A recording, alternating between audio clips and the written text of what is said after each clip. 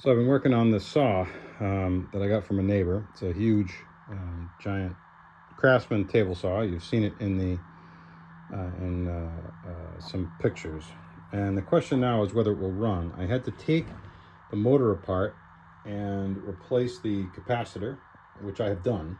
And so now the question is, will it turn? So we can turn on the main power. That is now activating potentially the motor. Motor's still off. You can see that off switch right there. So let's see if it goes bzzz or if it turns. You ready? Here we go. That is what I'm talking about. All right, this is really cool. So now the saw with that replaced capacitor is ready to cut. Neat.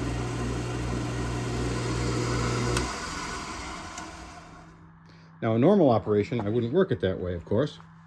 We would go over here and we would turn this guy on, and then from the other side of the saw table, we would, ideally there would be a blade in there.